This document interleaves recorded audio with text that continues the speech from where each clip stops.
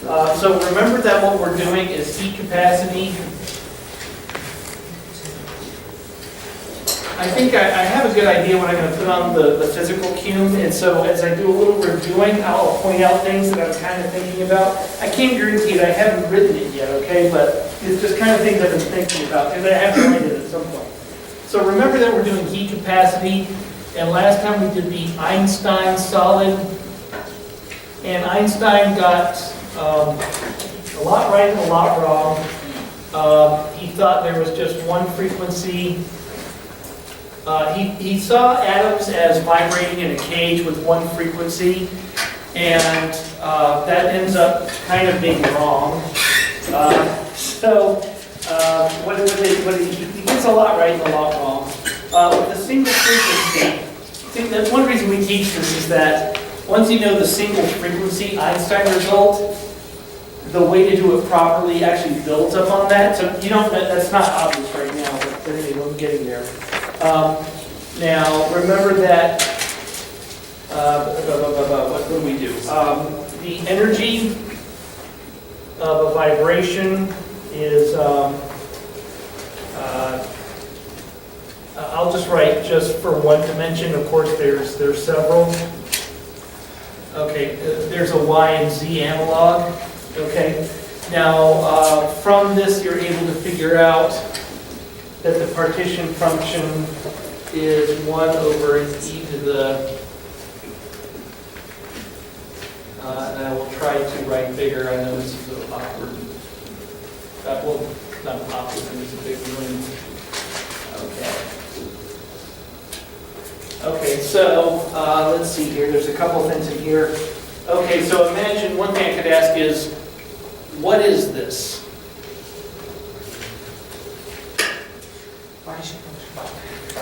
What do partition functions do? Or better yet, how do you calculate them? Well, this is the partition function for an Einstein solid, where this is the energy. This is all I need to get from there to there. But what is a partition function? Don't know? You're not going to have January's cube. Okay, partition functions means that we're in the canonical. There is no such thing as a microcanonical partition function. There is a canonical partition function. There is a grand canonical partition function. This is the sum of e to the minus energy over kT, or RT if you're doing per mole. That's irrelevant. This is the sum of states of e to the energy over kT, where we've considered all the energies of all the states. Okay, now that by itself is not meaningful. It turns out that the partition function can be manipulated to do things that are meaningful, like give me the Helmholtz energy. If I take the natural log minus the natural log of Q, using all the things that we've been doing this whole time, you get the Helmholtz energy, or it might be over K, beta A, right? Because it can't be. You know how I figured that out, by the way? How did I just figure that out? I was missing a beta. That can't have units, so, try to be useful and helpful, right? Natural logs cannot have units. It's impossible. And so when I wrote A, I realized it had units of joules, so I had to get rid of it with beta. Beta is 1 over joules, right? Anyway, so just pointing that out. Okay, we also know that we can do things like take the derivative of natural log of the partition function with respect to beta, and then we get the average internal energy. I can take the double derivative and get the heat capacity. So this is what this jazz is good for. By itself, it's not meaningful, but it's manipulated into things that are meaningful in the land of thermodynamics. And I'm able to derive this from this, because this is all I need to know. I know what the energies are, and I know that the sum of states are going from 0, 1, 2, 3, 4, 5 to infinity, the same in Y and Z. And don't forget that's because photons are bosonic, right? So anyway, that's just a recap. And then what we found was, again, there were some tricks that we employed, and we were before I get there, now remember that this is a miniature partition function for a single boson raised to the nth power. That's because there are n atoms that generate photons, right? They've got these guys shaking. 3 because we're in 3 dimensions. And as much as the sum of all states of E where this is E over KT, is by itself unbelievably complicated, the reason that canonical partition functions are useful is that there's a gazillion identities for E to the blah, blah, blah. E to the blah, blah, blah, natural logs are easy to manipulate, so it's kind of awesome that the canonical works in that world. So anyway, I'm just kind of reminding you. So we got to finish the Debye model. So getting back to the Einstein model, we had been able to take this thing, take the natural log, and say that Helmholtz energy, which at t equals 0, and therefore s equals 0, this thing ends up being the same thing as internal energy. So we figured out that the internal energy was 3 halves the vibrational frequency. Remember, Einstein thinks that this thing vibrates only at one frequency, which is really wrong. And then we're able to take the derivative and find that that this ends up being the high temperature limit, and the derivative is the heat capacity, and that ends up being 0. The slope is 0. The slope rises, but then the slope levels off again.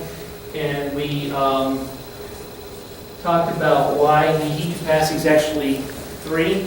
That implies 6 degrees of freedom.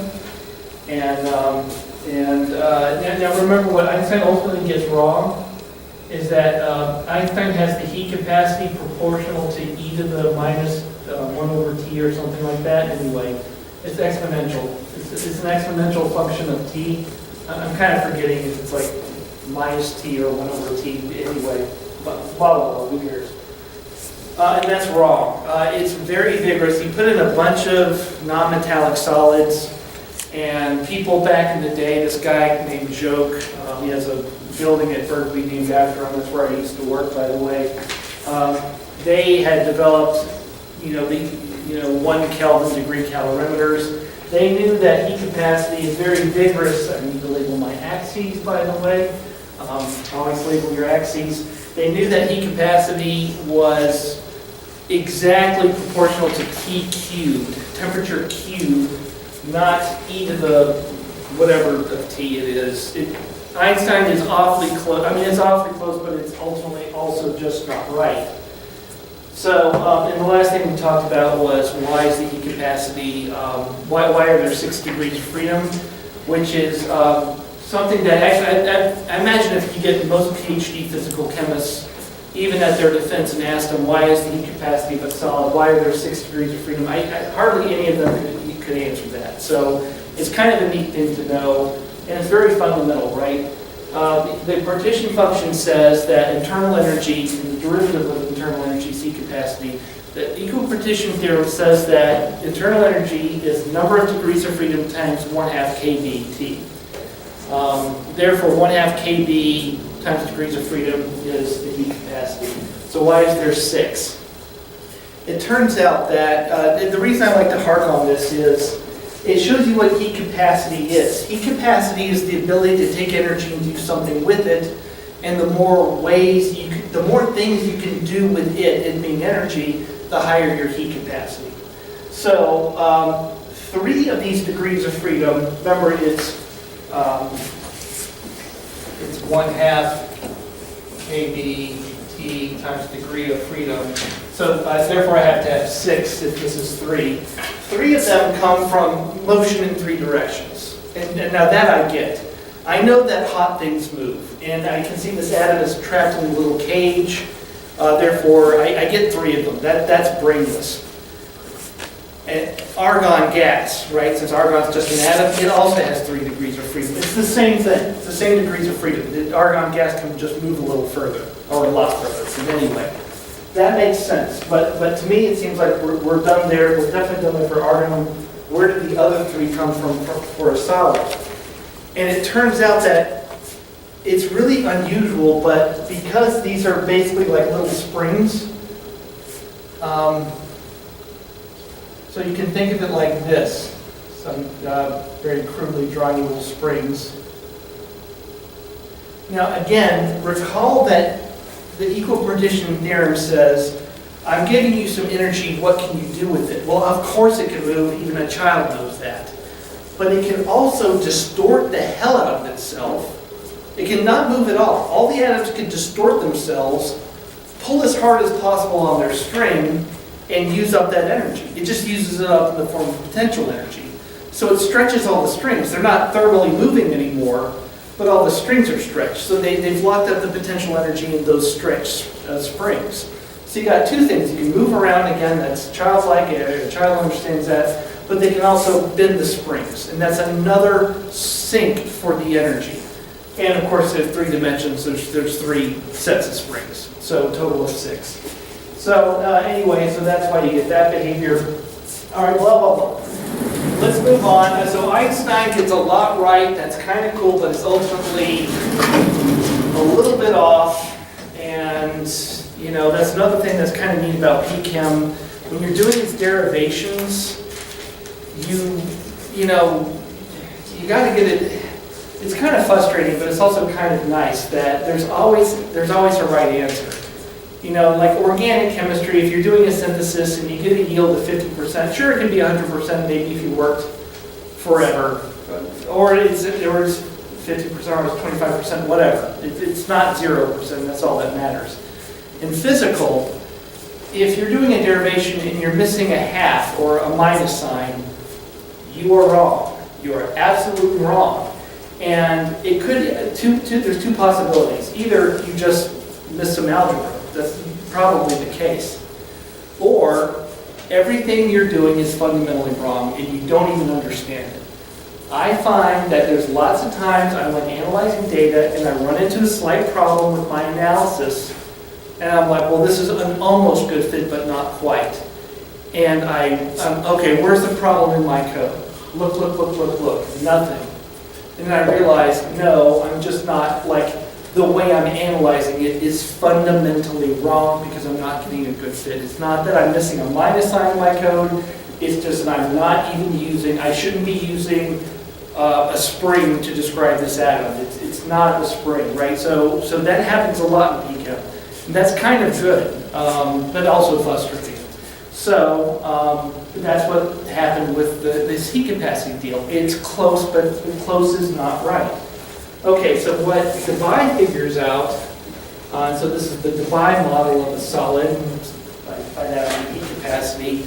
Debye figures out some things that led to quantum mechanics. It's laid some ideas, and what those ideas are about waves and waves in a box.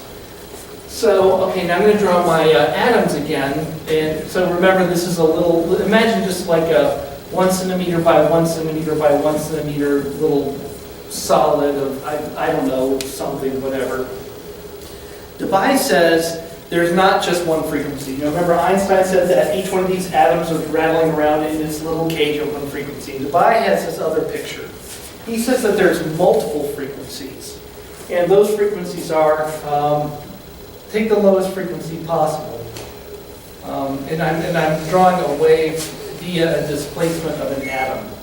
All right, so phonons are vibrations in solids. So here's a vibration where everybody moves, you know, it's a wave, right? Like a wave in a baseball stadium, just like that. That would be a very low frequency. Now, intermediate would be something like this. Okay. Now, the highest frequency you can get is this. You cannot do more than this. And I think I was even talking about that last time. Lowest frequency, highest frequency. Now, when Debye realized this, basically he takes Einstein's derivations and then just does it n number of times. It adds n frequencies to it, where n is the number of atoms. So notice that the number of waves, by the way, this is a drawing, it's not a proof. There's about as many waves as atoms.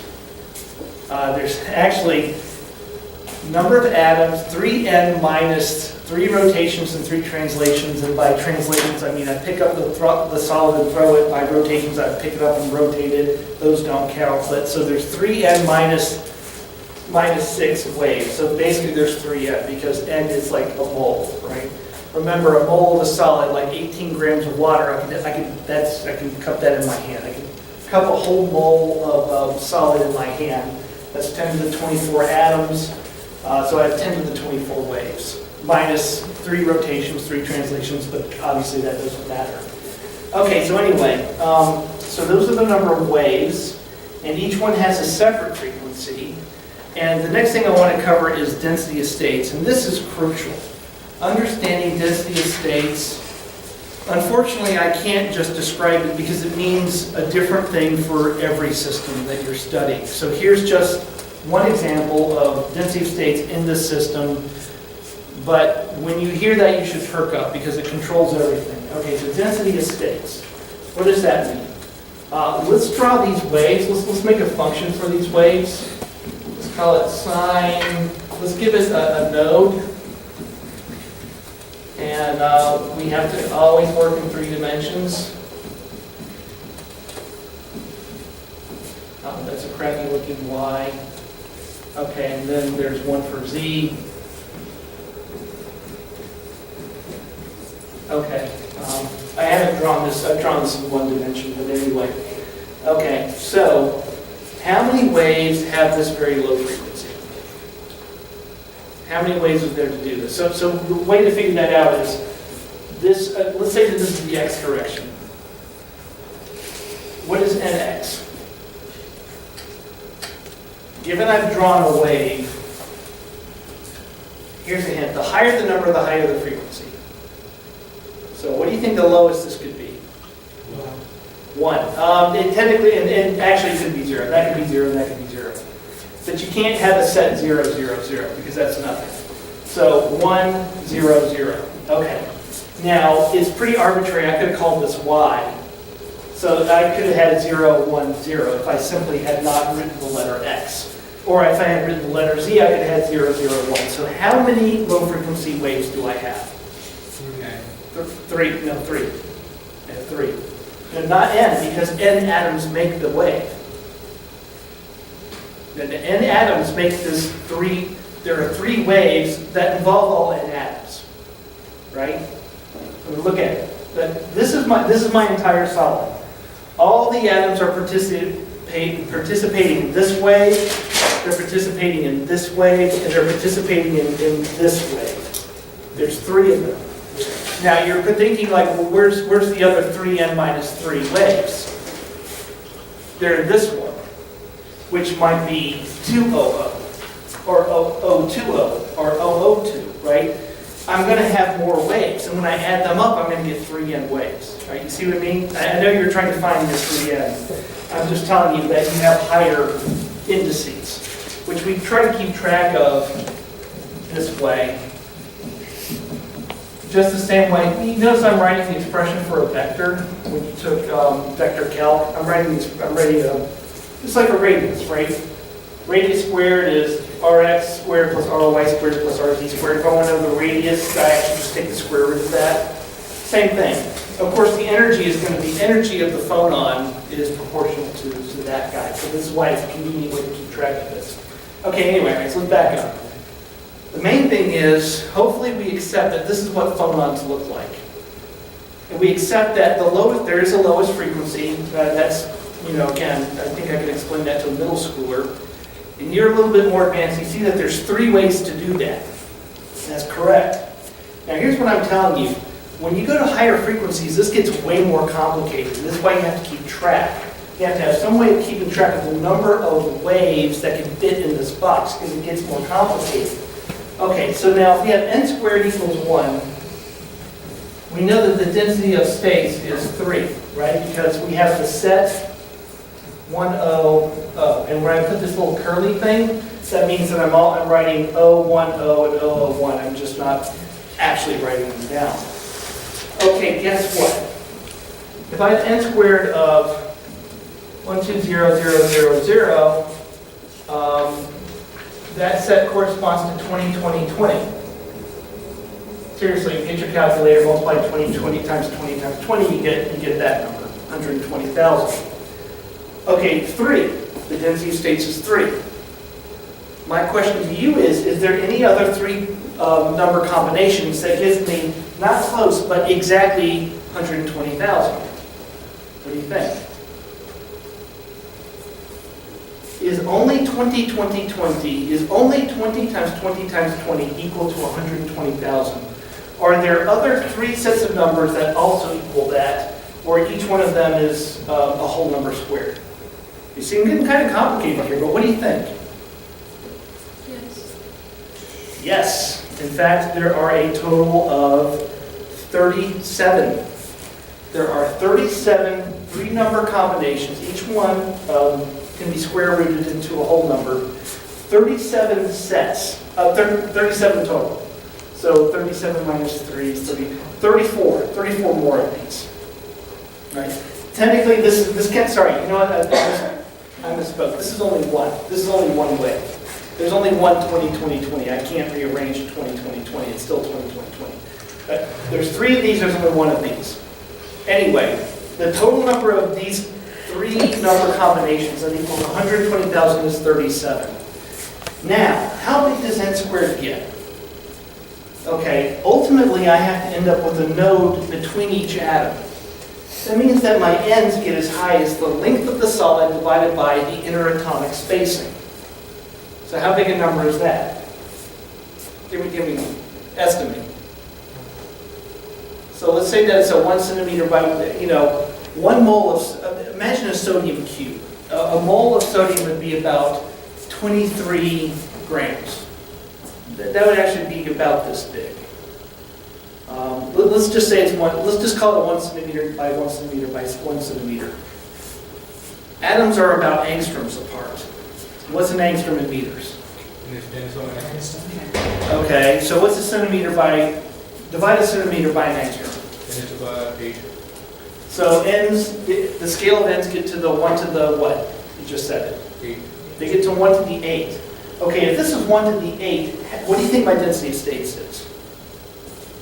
I don't know, but it's a lot bigger than 37. Or yeah, 30. It's a lot bigger than 37. Okay, my point being is that as you start creating higher and higher frequency waves, out of 10 to the 24 atoms, these numbers explode crazily.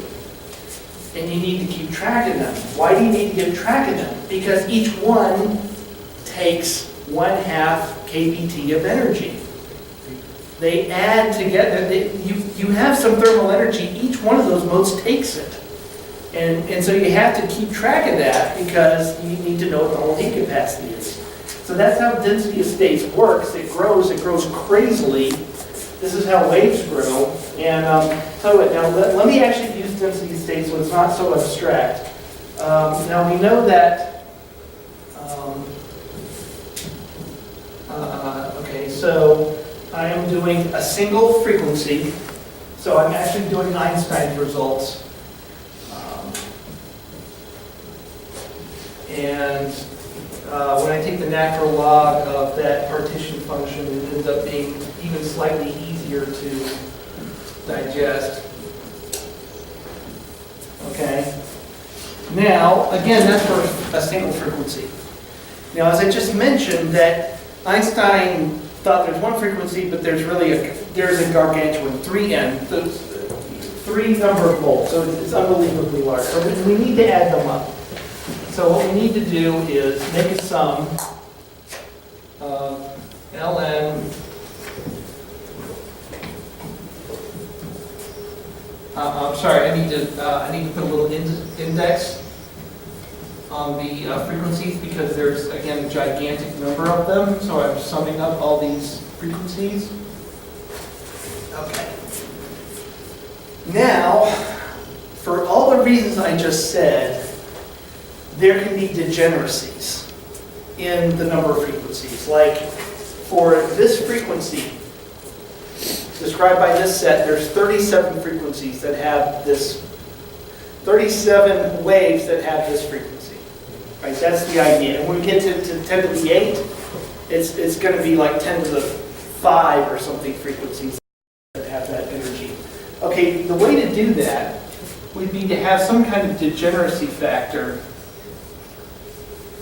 This is your density of states. It says for every unit range of frequency, so this is like a dividend. So this is like the number of states divided by a spread of frequencies times the spread of frequencies. So that when we're looking at this higher, lower frequency range, this would be like 3. 3 per wave number times a wave number, right? So when we're looking at these, as we're adding up low frequencies, we're starting here. And so let's say our spread of wavelength is 1 centimeter, 1 wave number. The density of states would be 3 states per wave number times a wave number, right? Because there's 3 waves at this low frequency. When we get to higher frequencies, it's going to be like 37 per wave number. Because there's 37 of these suckers that have this frequency, right? So 37 per wave number times wave number, because I have 37 waves. So you can kind of see how this works. I'm grossly simplifying it, but hopefully it's also followable. So anyway, all right, density of states, number of waves per unit energy times the same spread in energy. It's just a practical way of keeping track of that. And of course, this is lowest frequency to the highest frequency, which will be, Again, there will be 3 n frequencies. All right, now, something called a Riemann sum. You know how you do integrals by adding up rectangles under the curve? That's a Riemann sum. It turns out that when we have a sum like this times a spread, and the spread is infinitely small, you can turn it into an integral. Okay, so this ends up being the integral, natural log.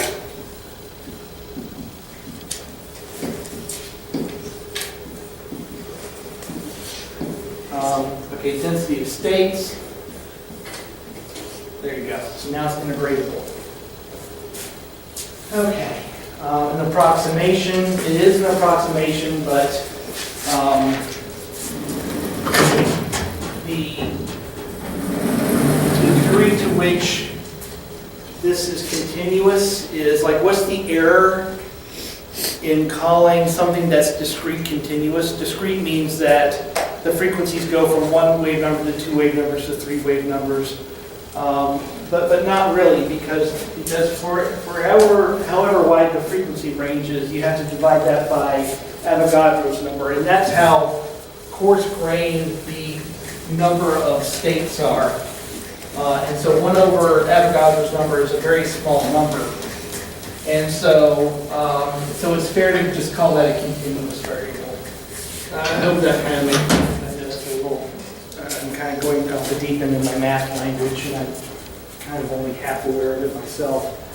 Okay, now what do I want to do? Okay, now what we got to do is figure out what the density of states is. Okay, so it's actually known from experiment. Frequencies for solids are really, really, really low numbers. Now, for vibrations in FTIR, especially when all of you are TAing for Dechem lab and you're doing the FTIR lab, you know that these are around like 200 or 300 wave numbers to around 3,000 wave numbers. Those are vibrations in atoms, and you're going to be doing, your students do gas phase stuff, but anyway, solids are much lower frequency. They're going to be like 0.1 wave numbers to 10 wave numbers. Right? It's kind of a different range. It's not even really infrared. It's like sub-infrared, often called terahertz type of frequency anyway. So, and it takes specialized, you can't analyze this in a standard FTIR. You have to use specialized equipment. So what you can do is, we're able to know that there is a increasing number of phonons as you go to higher frequency for the reasons I just talked about up here, but there is a cutoff. There's a cutoff because you can't have a higher frequency than this, right? And I said this last time, but you can't. This is not a legit frequency, right? You can't have things bouncing out up and down between atoms where there's nothing bouncing up and down. Right? You see what I mean? Right? You know, this this motion, and technically frequency at twice this motion would actually manifest itself as the same motion. Because of the way I just drew that wave. That means that's not a legitimate, frequency. So there's an upper limit to the number of frequencies. Okay, Debye doesn't use experimental data. I don't think they had experimental data at the time. What he does is he makes just kind of an empirical function, which would work like this. Let me make that generic because this is how you see it in the literature, where d is the dimension. We live in 3 dimensions, so d is generally 3. Anyway, I'll tell you a little bit more about that. So what he does is, he does this, and then he actually makes a cutoff, which is not the same as the real cutoff. It's called the Debye frequency. Okay. The idea was that, again, he's actually doing some real calculus, right?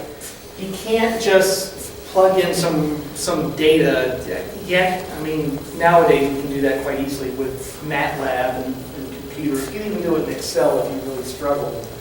He didn't have any of those, all right? He didn't even have a simple calculator, all right? So he had to come up with an empirical function. What he does is he defines this cutoff such that the area under the actual data and the area under his approximation is the same area. In other words, the same number of modes, 3n. So that's how he kind of makes, he has a fudge factor. He has a Debye frequency fudge factor.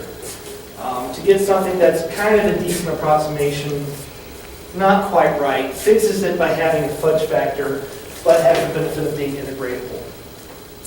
Now, why does this work?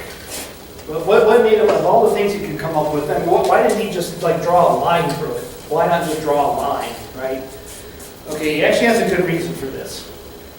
The reason is, and this is another one of those fundamentals that you might run into, waves in a box. It turns out that if you pick a particular frequency, and then you load up, and you add up all the number of modes that fit at that frequency or lower, it turns out that the damnedest thing is the number of modes is 4/3 pi. It's the volume of the sphere. You just replace r with frequency. It's like freaking perfect. Actually, 1/6. And that's because you have to be in the first quadrant, right? There's no negative frequencies, right? Only when I drew that nx and y and nz, you can't have negative numbers. Negatives and positives are the same thing. So this is not important. I don't like to not tell you things, even if it gets a little extra confusing. Okay, now let me also justify this further. You know that the formula for the volume of a cube, right? Dimension to the -1 integration factor. It's the same thing, exact same thing, right? So this is why he picked this. Now, I actually have a handout if you're interested, where I use MATLAB to calculate the number of waves that can fit in a box. I went to really, I think this was my limit. And I showed how 3 plus 3 plus 1 plus 9 plus 10 plus 37 anyway. I added them all up, and I showed you how this ends up being correct, especially when you go to very high frequencies. So anyway. Okay, anyway, all right, big picture. Photon partition function. Actually, minus natural log of the photon partition function is the Helmholtz energy. This guy for the frequency, but this is how you take care of the density of states. This is the formula for the density of states. And since I'm kind of running out of time, A ends up being, God, I'm not using the board too well. Because you have to have 3n modes, what Debye does, he defines A such that, or again, here, let me just work in 3 dimensions. so he figures out that A is, where do I have that? Again, n is the number of atoms, so we'll just say it's Avogadro's number. Anyway, so now he's got A, he's got everything now. He's got the partition function. Thanks Einstein, but you weren't quite right. I've got a model for this. It's just a model, but it's, it's okay. It's the phenomenological model. He's even got it normalized correctly. So let me erase this stuff on the left and show you what it turns out to be. And that's it. And that's all the time I have anyway. Now again, I do go to talks sometimes. Well, I go to talks all the time.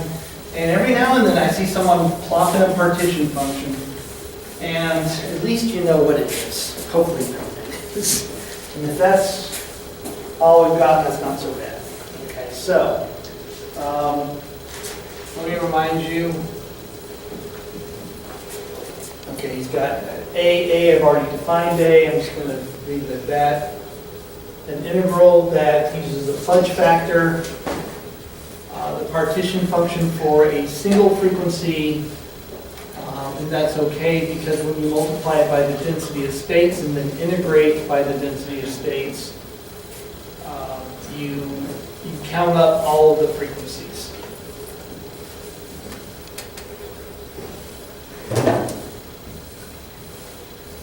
Okay, so there you go.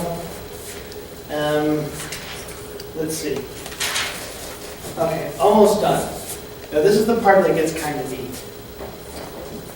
The internal energy is the derivative of the natural log of Q with respect to beta. Okay, now I'm not sure how valid this is. I've been told that it's questionable. I've got the derivative of an integral. The proper way to do this would be to integrate it and then take the derivative. But what we're going to do instead is take the derivative of the inside, which is kind of funky. Now, the reason that's kind of cool is that natural log, this looks impossible. Now when you have a natural log just takes the function and drops it on the bottom. The derivative of natural log of x is 1 over x, right? So it ends up not being so bad. And my point being that, again, this is why we like the canonical. Everything ends up actually really not being that hard in the canonical. Because manipulating natural logs and doing the blah, blah, blah is actually much easier than you think. Okay, so I'm taking the derivative of a function, of the natural log of a function, which is 1 over the function times the derivative of the inside. Now, taking the derivative with respect to beta is going to bring out a frequency factor. And then basically, again, things with exponentials are easy. The derivative of this guy is just going to be that times this guy. The only thing that I have to take into account is that minus is going to be a plus. Other than that, it's the same.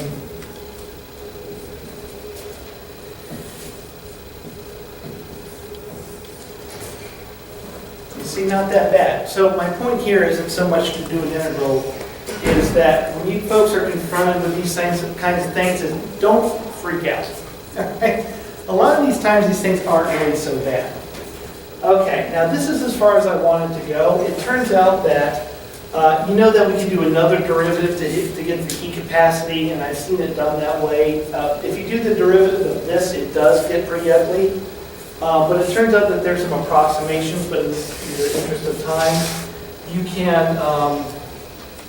can invoke a low temperature, beta goes to infinity limit, and then do this integration, in which case what you find is that the internal energy is 3n pi kt to the 4th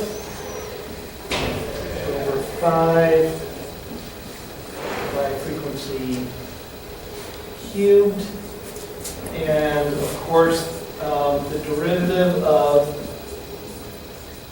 internal energy with respect to temperature, volume is assumed to be held constant, is of course the heat capacity, and this ends up being blah blah blah proportional to t to the cube. Right? carries to the fourth, the derivative is t cubed. You know, all this jazz, t cubed. You got it. We nailed it. T cubed. It's perfect. And I'm sure if he actually plugged in the real data, get a very, very low frequency FTIR, put a piece of sodium in front of it, you would measure this thing up here, plug that into this part right here, and you basically would get the same thing. He just uses this because it's integratable. And that is Debye capacity. So, like I say, I know in your research you really don't need to know this.